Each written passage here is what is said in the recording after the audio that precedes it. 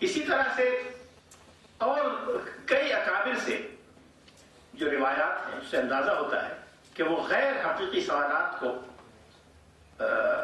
عوام کے لیے کم از کم غیر ضروری سمجھتے تھے اور ان سوالات کی حوصلہ شکنی کرتے تھے. شریعت کی مزید وضاحت سے پہلے یہ ضروری ہے کہ یہ دیکھا جائے کہ دین کیا ہے اور دین کا شریعت سے تعلق کیا ہے. قرآن مجید نے ابھی جو آیت آپ نے سنی اس میں الدین کی اصطلاح استعمال کی گئی. شرع لکم من الدین، الدین دین، الف لام کے ڈیفینٹ آرٹیکل کے ساتھ الدین سے پتہ چلا کہ قرآن مجید الدین کو ایک ہی سمجھتا ہے جو حضرت نوح علیہ السلام کے زمانے سے لے کر اور رسول اللہ صلی اللہ علیہ وسلم کے زمانے تک ایک ہی چلا آ رہا ہے. شاہ ولی اللہ محدث دہلوی نے اس پر بڑی تفصیل سے بحث کی ہے اور جدلائے بالغہ میں ان سے پہلے اور بہت سے حضرات نے اس بات کی وضاحت کی ہے کہ دین سے مراد وہ بنیادی حقائق اور تصورات ہیں، وہ بنیادی تعلیمات ہیں جن پر انبیاء علیہ السلام کی ساری نبوتوں کا، رسالتوں کا اور آسمانی شریعتوں کا دار و مدار رہا ہے. اگر شریعت اللہ کی طرف سے ہے تو اس میں تعارض نہیں ہو سکتا. اگر حضرت موسیٰ علیہ السلام اور حضرت ابراہیم کی شریعت دونوں اللہ کی طرف سے ہیں تو ان دونوں میں کوئی ایسا تعارض نہیں ہو سکتا جو ناقابل حل ہو. اختلاف تو ہو سکتا ہے حالات اور زمانے کی رعایت سے، انسان کے مزاج اور ذہن میں ارتقاء کے لحاظ سے فرق تو ہو سکتا ہے کہ ایک زمانے کا تقاضا اور ہو، دوسرے زمانے کا تقاضا اور ہو، لیکن جو بنیادیں اور اساسات ہیں وہ ایک ہی ہیں اور ایک ہی رہی ہیں. وہ اساسات کیا ہیں؟ قرآن پاک کا ایک سلسلہ مطالعہ اس بات کا اندازہ کرنے کے لیے کافی ہے، جن میں سے کچھ چیزوں پر گفتگو ہوگی آگے عقائد اور کلام پر جب گفتگو آئے گی. ان میں توحید، شاعر اللہ کا احترام، ایمان جو ملائکہ اور روز قیامت پر، بر یعنی نیکی اور عمل صالح کیا ہے، گناہ اور نافرمانی کیا ہے، عدل و انصاف کا تصور کیا ہے، کن چیزوں کو شریعت نے حرام قرار دیا ہے، جو محرمات ہیں اساسی وہ کیا ہے، مکارم اخلاق کیا ہے. یہ سب چیزیں وہ ہیں جو دین کی کلیات اور اساسات ہیں. ان کلیات اور اساسات کے بارے میں ایک بڑا سوال یہ پیدا ہوا جو متکلمین کے یہاں بھی ہوا ہے اور علماء اصول نے بھی یہ سوال اٹھایا ہے، مسلم فلاسفہ نے بھی اٹھایا ہے. وہ یہ ہے کہ اللہ کی شریعتوں نے ان مکارم اخلاق کو انسانوں کو بتانے کی ضرورت کیوں سمجھی؟ کیا انسان اپنی عقل سے اور اپنے احساس سے مکارم اخلاق کا اندازہ نہیں کر سکتا؟ کیا انسان یہ پتہ نہیں چلا سکتا کہ بے گناہ کا قتل کرنا بری بات ہے اور مظلوم کی مدد کرنا اچھی بات ہے؟ یہ تو ہر انسان کی عقل میں آتا ہے کہ عدل اچھی چیز ہے، ظلم بری چیز ہے. پھر اللہ کی شریعت کو یہ سب مکارم اخلاق بتانے کی ضرورت کیوں پیش آئی؟ یہ ایک بڑا اہم سوال ہے. لیکن اس سوال کا جواب فقہاء اسلام اور علماء اصول نے بہت مختصر دیا ہے. وہ یہ کہ یہ بات تو درست ہے کہ انسانی عقل ان سوالات کا جواب دے سکتی ہے، لیکن ان سوالات کا جواب دیتے ہوئے درمیان میں ایسے علاقے یا گرے ایریا آتے ہیں جہاں انسانی عقل ٹھوکر کھا سکتی ہے اور انسانی عقل یہ محسوس نہیں کر سکتی کہ کیا چیز ہے جو انسان کے ہوا و ہوس کا تقاضا ہے اور کیا چیز ہے جو واقعی عقل کا تقاضا ہے. ایک عام انسان بعض اوقات اپنی عقل اور ہوا و ہوس میں فرق نہیں کرتا. دراصل ہوا و ہوس ہوتی ہے اس کو عقل سمجھتا ہے، چونکہ عقل عیار ہے، 100 بھیس بنا لیتی ہے. انسان کی عقل اور انسان کا نفس بہت سی برائیوں کو مزین کرتا ہے. زین لهم الشیطان اعمالهم، شیطان ان کے اعمال کو مزین کر دیتا ہے اور اس کو یہ اندازہ نہیں ہو سکتا مجرد عقل کی بنیاد پر کہ گرے ایریا کہاں سے شروع ہوتا ہے کہاں ختم ہوتا ہے، کون سی جگہ ہے جو محرمات اور منکرات کے دائرے میں داخل ہو جاتی ہے. اس لیے شریعت نے حد بندی کی ہے اور اس حد بندی کا لازمی تقاضا یہ ہے کہ ایسا کوئی انتظام کیا جائے کہ انسان ہوا ہوس کے دائرے میں داخل نہ ہو سکے. اس کے لیے امام شاطبی نے، جن کا ابھی میں نے ذکر کیا، اخراج المکلف عن داعیۃ الہوى، اس کو انہوں نے شریعت کے بنیادی مقاصد میں سے ایک مقصد قرار دیا کہ مکلف انسانوں کو ہوا ہوس کے دائرے میں پھنسنے سے محفوظ رکھا جائے اور بچایا جائے۔ بعض اوقات ایسا ہوتا ہے کہ انسان نیک نیت سے، اچھے ارادے سے، اچھے مقصد سے اور صحیح منزل مقصود پر جانے کے ارادے سے نکلتا ہے، اگر شریعت کی رہنمائی اس کو حاصل نہ ہو تو وہ فرق نہیں کر سکتا کہ کون سی حد ہے جو شریعت کی مقرر کی ہوئی ہے، کون سی حد ہے جہاں اس کے ہوا ہوس کے معاملات شروع ہو جاتے ہیں۔ اس لیے سب سے پہلے یہ تعین ضروری ہے کہ وہ کون سی حدود ہیں جو ہر دور میں ایک رہی ہیں اور اللہ کا دین اور اللہ کی لائی ہوئی شریعتیں ان پر ہمیشہ متفق رہی ہیں۔ ہمارے بر صغیر کے سب سے بڑے دینی مفکر شاہ اللہ محدث دہلوی نے اپنی ایک بنیادی کتاب جو اسی مضمون پر لکھی ہے، اس کے پہلے حصے میں انہوں نے ان کلیات کا تذکرہ کیا ہے جن پر تمام شریعتوں کا اور حضور صلی اللہ علیہ وسلم کی شریعت کا دار و مدار رہا ہے۔ ان تمام کلیات پر جب غور کیا گیا اور اہل علم نے اس کا مزید جائزہ لیا تو ان کو پتہ چلا کہ ان تمام کلیات کی اساس دو چیزوں پر ہے، ایک ہے عدل، دوسرا ہے علم۔ ہر وہ چیز جو عدل اور علم کا تقاضا ہے وہ بالواسطہ یا بلا واسطہ طور پر دین کی کلیات اور اساسات سے تعلق رکھتی ہے۔ ہر وہ چیز جو علم اور عدل کے منافی ہے وہ شریعت کی اساسات اور کلیات سے منافی ہے۔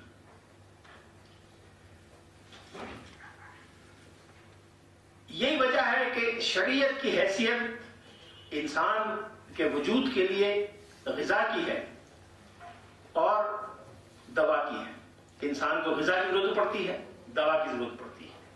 عام حالات میں اگر انسان صحت مند ہو تو غذا کی بنیاد پر اس کی صحت و زندگی قائم رہتی ہے۔ جب اس کی صحت خراب ہونے لگے، توازن خراب ہونے لگے تو اس عدم توازن کے نتیجے میں اس کو دوا کی ضرورت پڑتی ہے۔ دوا کے نتیجے میں عدم توازن ٹھیک ہو جاتا ہے اور توازن دوبارہ قائم ہو جاتا ہے۔ اسی طرح سے شریعت کے کچھ احکام تو عمومی کلیات ہیں جو انسان کے انفرادی اور اجتماعی زندگی کے لیے غذا کی حیثیت رکھتے ہیں، لیکن جب غذا کے نتیجے میں یا غذا مکمل نہ ہونے کی وجہ سے یا کسی اور وجہ سے اجتماعی وجود مختل ہوتا ہے تو دوا کی ضرورت پڑتی ہے، جو شریعت کی وہ تعلیم ہے جو خاص حالات اور خاص زمانے کے لیے ہے۔ وہ حالات اور زمانہ ہوگا تو وہ دوا استعمال کی جائے گی، اور جب ان حالات میں تبدیلی آئے گی تو اس کی ضرورت نہیں رہے گی، اس کے لیے دوسرے حالات اور دوسری دوائیں ہوں گی۔ شریعت چونکہ ہمیشہ کے لیے ہے، اب کسی اور پیغمبر یا کتاب کو نہیں آنا، اس لیے اس شریعت میں بعض ایسے خصائص بھی پائے جاتے ہیں جو ماضی کی شریعتوں میں نہیں پائے جاتے تھے، جن میں سب سے بڑی خصوصیت اس کی جامعیت اور وسعت ہے۔ جامعیت اور وسعت کا ایک مظہر تو ابھی میں نے آپ کے سامنے پیش کیا کہ اس میں انسانی زندگی کے 3 بنیادی عناصر کے بارے میں رہنمائی موجود ہے: انسان کے عقائد و افکار، احساسات و جذبات و عواطف اور ظاہری اعمال۔ لیکن اس کے ساتھ ساتھ جامعیت سے مراد ان تمام خصائص کا یکجا ہونا بھی ہے جو سابقہ آسمانی کتابوں میں اور شریعتوں میں متفرق اور منتشر طور پر پائے جاتے تھے۔ سابقہ شریعتوں کا جائزہ لیا جائے، جن میں سے بعض کا تذکرہ قرآن پاک میں بھی ہے، بعض کی کتابیں کسی نہ کسی صورت میں مکمل یا نامکمل، محرف یا غیر محرف موجود ہیں۔ ان کے مشاہدے سے اندازہ ہوتا ہے کہ بعض شریعتوں کا زور بنیادی طور پر قانون پر رہا ہے۔ تورات کے لفظی معنی یہ قانون کے ہیں، تورات کے لفظی معنی قانون کے ہیں، اور پورا یہودی نظام اور یہودی دین سارا کا سارا قانون کے ظاہری امور پر گھومتا ہے۔ مشنا اور پسخہ اور تلمود، جتنے بھی ان کے مذہبی تصورات یا کتابیں ہیں، ان سب کا تعلق بالواسطہ یا بلا واسطہ قانون سے ہے۔ جب قانون پر بہت زیادہ زور دیے جانے لگے تو اس کا نتیجہ لازمی طور پر یہ نکلتا ہے کہ قانون کی روح اور مقصد نظروں سے اوجھل ہو جاتا ہے۔ لوگ بھول جاتے ہیں کہ قانون کیوں بنایا گیا تھا، اس کے نتیجے مقصد کیا تھا۔ قانون کی ظاہری پابندی اور لٹرلزم مقصود ہو جاتا ہے اور اصل مقاصد نظروں سے اوجھل ہو جاتے ہیں۔ یہ یہودیوں کے ساتھ بھی ہوا. چنانچہ حضرت عیسیٰ علیہ السلام کو بھیجا گیا جنہوں نے یہودیوں کو قانون الہی کے اصل مقصد سے باخبر کیا، ان کو یاد دلایا کہ مقصد کیا ہے. مقصد اللہ سے تعلق قائم کرنا، انسانوں کے لیے محبت اور بھائی چارے کے جذبات پیدا کرنا، انسانوں کے حقوق کی نگہداشت کرنا، یہ مقصد تھا. اسی لیے اس مقصد کو بیان کرنے والی کتاب کو انجیل کے نام سے یاد کیا گیا، جس کے لفظی معنی بشارت کے. بشارت دی گئی کہ جب قانون پہ عمل کرو گے تو یہ نتائج سامنے آئیں گے. لیکن عیسائیوں نے کچھ عرصے کے بعد اس جزوی سبق کو اصل قرار دے دیا، اور سینٹ پال نے بہت جلد پورے تورات کے قانون کو منسوخ قرار دے دیا. آج کی مسیحیت تورات کے قانون پر ایمان تو رکھتی ہے، عمل نہیں کرتی. ایمان تو رکھتی ہے، یعنی یہ عجیب تصور ایمان ہے، ایمان رکھتے ہیں، they have faith، لیکن ان کے لیے واجب تعمیل نہیں ہے. ان میں سے بہت سے لوگ، جملہ معترضہ کے طور پر عرض کرتا ہوں، اس بات پر حیرت کا اظہار کرتے ہیں کہ مسلمان قرآن میں بلیو کرتے ہیں they should have faith in the Quran and that's all. وہ یہ کیوں چاہتے ہیں کہ زبردستی اس کتاب پہ عمل درآمد بھی کرائیں؟ عمل درآمد کی ضرورت نہیں ہے، اگر فیتھ ہے تو وہ کافی ہونا چاہیے. جب مسلمان عمل کا مطالبہ کرتا ہے، عمل پہ اصرار کرتا ہے، تو وہ حیرت کا اظہار کرتے ہیں، اس لیے کہ ان کے ہاں 2000 برس سے یہ چلا آ رہا ہے. اس طرح کی صورتحال حضرت داؤد کے زمانے میں پیدا ہوئی کہ حضرت داؤد علیہ السلام کے زمانے میں ان سے پہلے سے اللہ تعالیٰ نے یہودیوں کو مادی دولت سے نوازا، ریاست عطا فرمائی، جو پرومس لینڈ ان کا ہے وہ ان کو ملا. اس کے نتیجے میں ان میں ایک مادہ پرستانہ سوچ پیدا ہوئی. اس مادہ پرستانہ سوچ کی وجہ سے اللہ کے حضور دوری کا احساس پیدا ہوا. لہذا اس بات کی ضرورت تھی کہ مادی نعمتوں کے ساتھ ساتھ ان کو اللہ کے حضور جواب دہی کا احساس دلایا جائے، اللہ سے تعلق مضبوط بنایا جائے، جس کے لیے مناجاتیں اور دعائیں بڑی مؤثر ہوتی ہیں. چنانچہ پوری کتاب زبور مناجاتوں اور دعاؤں سے عبارت ہے. یہ 3 مثالیں قرآن پاک میں مختلف مقامات پر تینوں کتابوں میں دی گئی. قرآن مجید ان تینوں چیزوں سے عبارت ہے. قرآن مجید میں احکام بھی ہیں اور بعض جگہ سخت احکام ہیں. قرآن مجید میں نرم احکام بھی ہیں، لیکن ہر حکم کے ساتھ قرآن مجید نے اس کی حکمت بھی بیان کی ہے. آپ قرآن مجید کی کوئی ایسی آیت اٹھا کے دیکھیں جس میں وہ حکم دیا گیا ہو، وضو کا، نماز کا، روزے کا، نکاح کا، طلاق کا، دستاویز کو لکھنے کا، تجارت کا، بین الاقوامی معاہدے کرنے کا، میدان جنگ میں ہتھیار استعمال کرنے کا، کوئی بھی حکم ہو، چاہے اس کا تعلق خالی ذاتی معاملات سے ہو یا بین الاقوامی معاملات سے ہو، ہر حکم کے ساتھ بلا استثناء اس کی حکمت اور اس کی مصلحت بیان کی گئی. روزے فرض کیے گئے لعلکم تتقون، تمہیں تقوی پیدا ہو. قصاص کا حکم دیا گیا کہ تمہاری زندگی کو یقینی بنایا جائے، زندگیوں کی حفاظت کی جائے. تمہیں لکھنے کا حکم دیا گیا کہ دستاویز اور لین دین کو، تاکہ تمہارے مال دولت محفوظ رہے اور ایک دوسرے پر شک نہ کرو. ادنا اللہ ترتابوا. اس طرح قرآن مجید نے تورات اور انجیل کو ایک ساتھ کر دیا. جو مقصد تورات اور انجیل کا تھا وہ ایک جگہ ہو گیا. قرآن مجید نے دعائیں سکھائیں، مناجاتیں بتائیں، اللہ تعالیٰ کی تسبیح و تحمید کی عبارتیں قرآن پاک میں موجود ہیں. اس سے زبور کا مقصد پورا ہو گیا. گویا قرآن مجید کی وسعت اور جامعیت کا ایک پہلو یہ بھی ہے کہ وہ مقاصد جو آسمانی کتابوں میں انفرادی طور پر پورے کیے گئے تھے، وہ اس کتاب نے ایک جگہ پورے کیے. وہ سب کتابیں محدود دور کے لیے تھی، محدود علاقے کے لیے تھی. اس علاقے سے باہر، اس دور سے باہر اس کتاب کا کوئی پیغام نہیں تھا، اس شریعت کا کوئی پیغام نہیں تھا. خود حضرت عیسیٰ علیہ السلام کی یہ عبارت موجودہ اراجیل میں موجود ہے کہ میں بنی اسرائیل کی بھیڑوں کو راہ راست پر لانے کے لیے بھیجا گیا.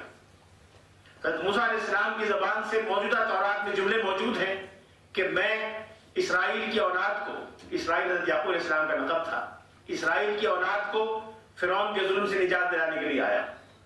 گویا ایک محدود ذمہ داری ہے، محدود قوم مخاطب ہے اور محدود علاقے میں اسائنمنٹ ہے.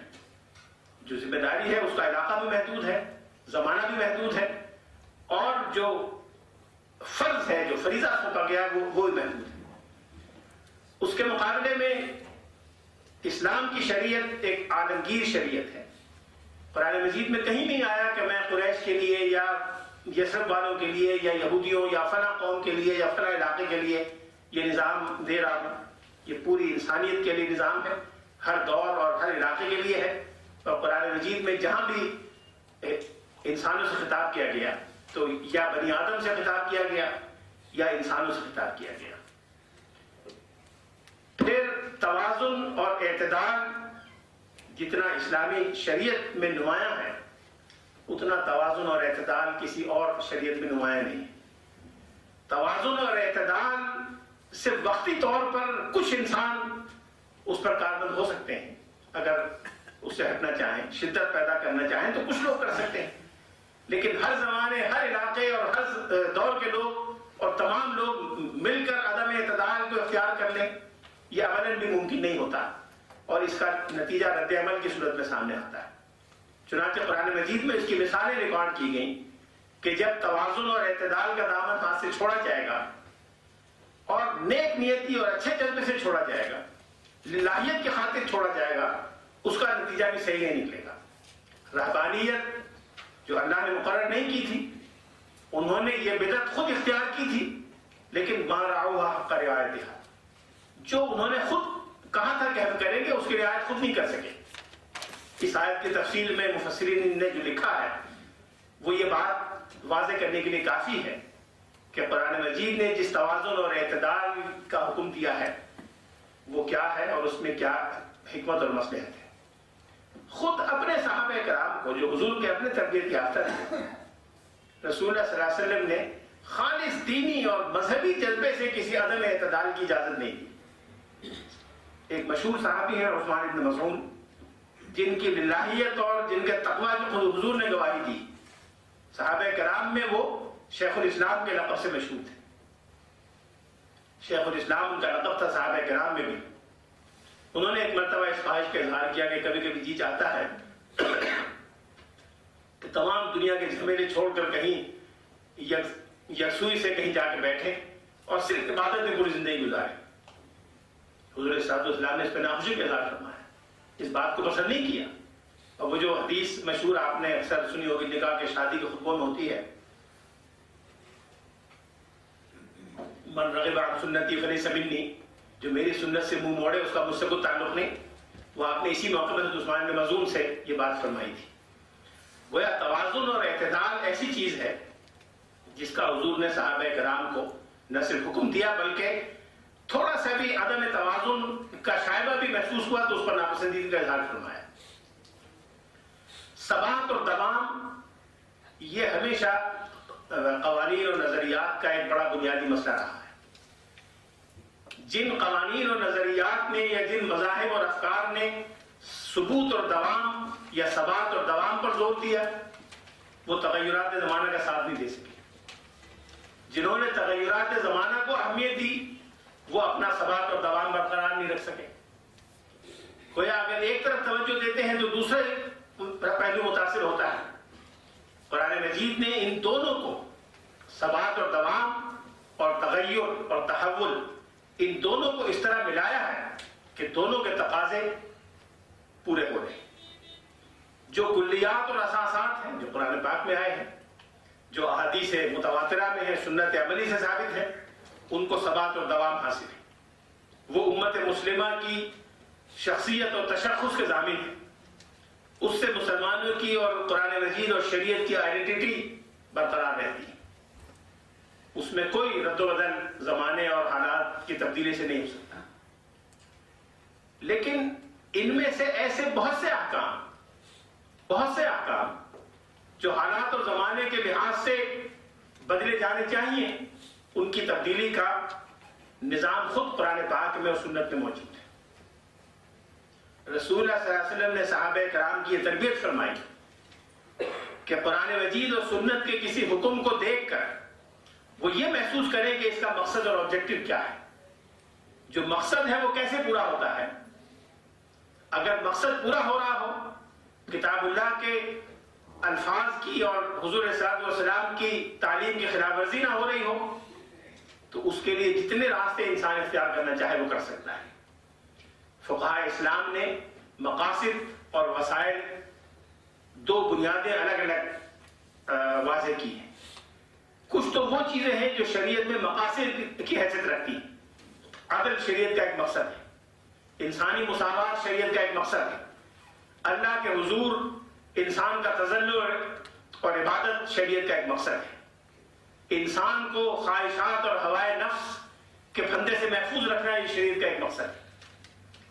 لیکن کچھ وہ چیزیں ہیں جو ان مقاصد کو حاصل کرنے کے وسائل ہیں. وسائل زمانے کے لحاظ سے بدلتے رہتے ہیں, ان میں تبدیلی آتی رہتی ہے.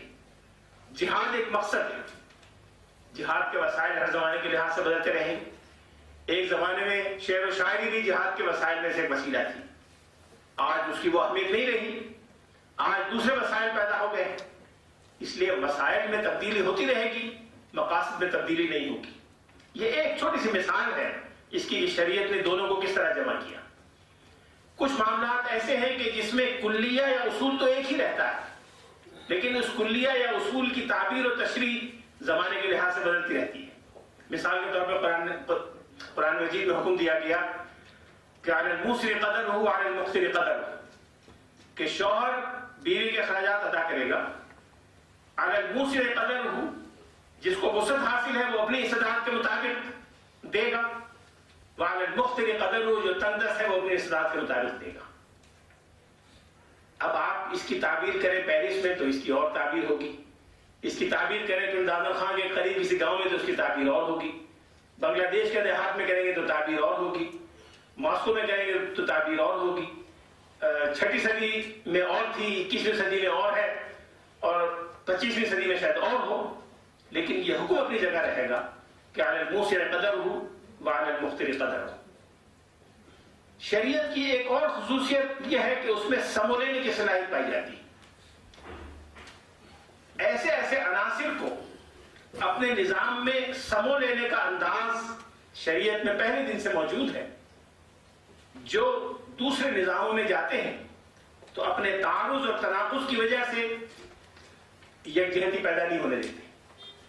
شریعت کے نظام میں ایسا خودکار نظام موجود ہے جس میں متضاد عناصر ایک جگہ جمع ہو جائیں تو ایک تنوع کی مثال بنتے ہیں. ایک ایسا گلدستہ پیش کرتے ہیں جس میں مختلف گلستانوں کے پھول, مختلف رنگوں اور خوشبوؤں کے پھول یکجا ہو کر ایک نیا منظر پیش کرتے ہیں. تہذیب کی تاریخ میں یہ اپنی نوعیت کی منفرد مثال ہے کہ ایک ایسی قوم نے جس کا کوئی تہذیبی پس منظر نہیں تھا, جس کے اپنے کوئی تہذیبی روایات نہیں تھی. مکہ مکرمہ اور صحرائے عرب کے حجاز کے بدوؤں کی تو کوئی تہذیب نہیں تھی, لیکن ان کے پاس ایک ایسا مضبوط اصول اور طریقہ کار تھا جس سے کام لے کر انہوں نے متعارض تہذیبوں کو یکجا کیا اور ایک ایسی تہذیب کو جنم دیا جس میں وحدت بھی ہے اور کثرت بھی ہے. کثرت میں مختلف تہذیبوں سے آنے والے عناصر کی آج بھی نشاندہی کی جا سکتی ہے کہ عرب تہذیب میں کیا چیز تھی. امام غزالی کی تحریروں میں کون سی چیزیں ہیں جو ہندوستان سے آئیں, کون سی چیزیں ہیں جو یونان کے صدف کا مرہون منت ہے, کون سی چیزیں ہیں جو مصر سے آئیں. لیکن ان سب کو ایک اکائی میں اس طرح پرویا ہوا ہے کہ وہ لڑی جو ان سب موتیوں کو ایک جگہ پروئے ہوئے ہے وہ واضح طور پر سامنے ہے. یہ آپ ہر پہلو میں, جس پہلو سے اسلامی تہذیب پر غور کیا جائے, اسلامی شریعت کے احکام پر غور کیا جائے, تو یہ بات واضح طور پر ہمارے سامنے آتی ہے. ہمارے ملک کے مشہور مفکر اور دانشور جناب اے کے بروہی مرحوم نے فتویٰ فرمایا, اور یہ بات مجھے بڑی پسند آئی. انہوں نے کہا کہ اسلامی تہذیب کے مختلف مظاہر کی مثال ایسی ہے جیسے ایک باپ کی اولاد جو مختلف ماؤں سے ہو, کہ باپ کی وجہ سے ان میں ایک وحدت بھی موجود ہے, ان کی ایک شناخت ہے, ان کا ایک تشخص ہے, لیکن مختلف ماؤں کی اولاد ہونے کی وجہ سے ان میں کثرت بھی ہے, تنوع بھی ہے. ایک ماں ایران کی ہے, ایک ماں افغانستان کی ہے, ایک پاکستان کی ہے, تو ان تینوں کی اولادوں میں الگ الگ خصائص بھی پائے جاتے ہیں, لیکن بیک وقت ایک وحدت اور یکجہتی بھی پائی جاتی ہے. یہی کیفیت اسلامی تہذیب کے مزاج کی ہے کہ اس میں بیک وقت کثرت میں وحدت بھی ہے اور وحدت میں کثرت بھی ہے، دونوں میں سے کسی کا تقاضا مجروح نہیں ہوتا۔ یہی وجہ ہے کہ جتنی غیر معمولی تاثیر اسلامی فکر اور اسلامی تہذیب کی رہی ہے، اتنی غیر معمولی تاثیر ماضی میں کسی تہذیب کی نہیں رہی۔ اسلام سے پہلے آنے والی تہذیبوں میں، اسلام سے پہلے آنے والے نظاموں اور نظریات میں، اسلام کے معاصر نظریات میں اتنی غیر معمولی تاثیر، ممکن ہے آپ میں سے بعض کے ذہن میں سوال پیدا ہو کہ آج مغربی فکر کی تاثیر اس سے بہت گہری ہے۔ سوال اپنی جگہ حق بجانب ہے، لیکن آپ یہ بھی غور کریں کہ مغربی افکار اور نظریات کی تاثیر کو قائم کرنے میں قوت کتنی استعمال ہو رہی ہے، قربانیاں کتنی دی جا رہی ہیں، کتنے انسانوں کا خون بہایا جا رہا ہے، کتنی قومیں اور کتنی نسلیں تباہ و برباد کی جا رہی ہیں۔ جب وہ اثرات ہیں اور وہ اتنے ہیں کہ انگریزی لفظ میں کہا جائے تو آئس برگ سے نیچے نہیں، وہ اثرات صرف آئس برگ پر ہیں۔ اس کے مقابلے میں اسلام کے اثرات ہر دور میں یکساں رہے ہیں، یہاں تک کہ جن ادوار میں مسلمانوں کو سیاسی اثر اور اقتدار حاصل نہیں رہا، جن ادوار میں مسلمانوں کی عسکری قوت کمزور رہی یا نہ ہونے کے برابر رہی، اس دور میں بھی اسلام کی تاثیری اور اثر اندازی میں کبھی نہیں آئی۔ آج بھی مغرب میں، یورپ میں، امریکہ میں، مشرق و مغرب میں اسلام کی تاثیر اسی طرح پھیل رہی ہے جس طرح ماضی کے مختلف ادوار میں پھیلتی رہی۔ خود اہل مغرب یہ تسلیم کرتے ہیں کہ سب سے تیزی سے پھیلنے والا مذہب دنیا میں بالعموم اور مغرب میں بالخصوص اسلام ہے۔ یہ اسلام کی غیر معمولی تاثیر کی ایک دلیل ہے۔ یہ چند وہ خصائص ہیں جو اسلامی شریعت کے نظام میں پائے جاتے ہیں۔ ان خصائص کی روشنی میں جو شریعت ہمارے سامنے آتی ہے وہ انسانی زندگی کے تمام پہلوؤں کے بارے میں ہدایات اور رہنمائی دیتی ہے۔ انسان کی ذاتی اور انفرادی زندگی میں پاکیزگی اور طہارت سے لے کر جسم اور لباس اور نیت اور ارادہ اور عزم کی پاکیزگی سے لے کر ظاہری پاکیزگی تک، پھر شخصی اور خاندانی اور آئلی معاملات سے لے کر ملی اور ملکی اور بین الاقوامی معاملات تک، ان میں سے کوئی پہلو ایسا نہیں ہے جس کے بارے میں اسلامی شریعت نے رہنمائی نہ دی ہو اور مسلمانوں کو ایک ایسی شاہراہ نہ عطا کی ہو جس کے بارے میں حضور نے فرمایا کہ بعثت بالحنیفیۃ السمحہ السہلۃ البیضاء التی لیلھا کنہارھا، کہ میں ایک ایسا آسان، کھلا، روشن اور واضح راستہ لے کر آیا ہوں جو اتنا روشن ہے کہ جس کی رات بھی اسی طرح روشن ہے جیسا کہ دن روشن ہے۔ لیلھا کنہارھا، اس کی رات بھی اس کے دن کی طرح ہے۔ وآخر دعوانا الحمدللہ۔